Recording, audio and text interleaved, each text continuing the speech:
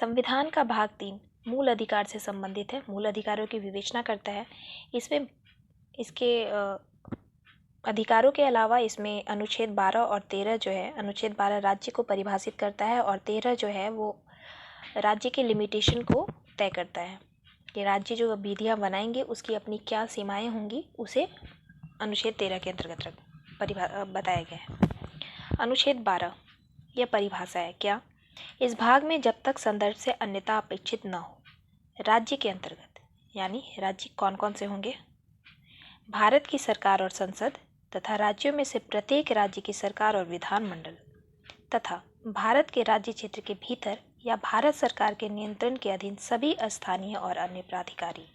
यह जो है वो भौगोलिक परिभाषा नहीं है बल्कि एक राजनीतिक परिभाषा है। अनुच्छेद 13 कहता है मूल अधिकारों से असंगत या उनकी अल्पीकरण करने वाली विधियाँ।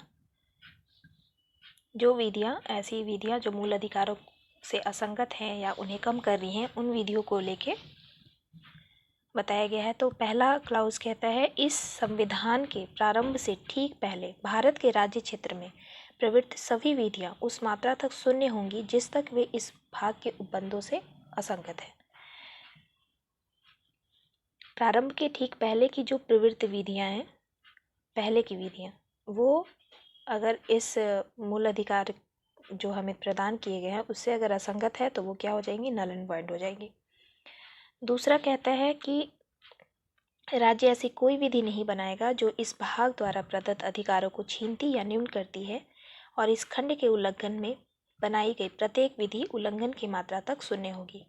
अगर कोई राज्य जो है अगर कोई विधि बनाता है जो कि मूल अधिकारों को जो दिया गया, मतलब हमें जो मूल अधिकार प्रदान किए गए हैं उसे कम करती है या फिर उसे छीनती है, तो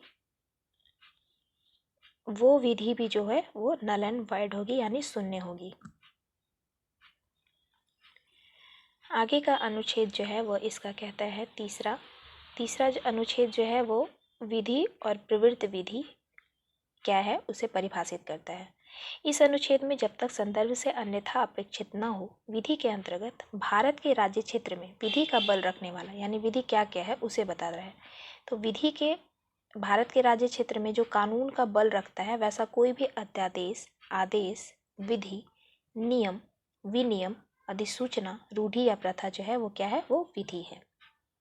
प्रवृत्ति विधि क्या है? तो प्रवृत्ति विधि के अंतर्गत भारत के राज्य क्षेत्र में किसी विधानमंडल या अन्य सक्षम प्राधिकारी द्वारा इस संविधान के प्रारंभ से पहले पारित या बनाई गई विधि है। संविधान के पहले पारित या बनाई गई विधि है जो पहले निश्चित नहीं कर दी गई है, चाहे ऐसी कोई विधि या उसका कोई भाग उस समय तक पूर्णतया या विनिर्दिष्ट क्षेत्रों में प्रवर्तन में नहीं है। निश्चित नहीं की गई, भले ही प्रवर्तन में है या नहीं है, लेकिन अगर निश्चित नहीं की गई है तो वो प्रवृत्त विधि के अंतर्गत आएगा। चौथा कहते हैं इस अनुच्छेद की कोई बात अनुच्छेद 368 के अधीन किए गए संविधान के संशोधन को लागू नहीं होती है।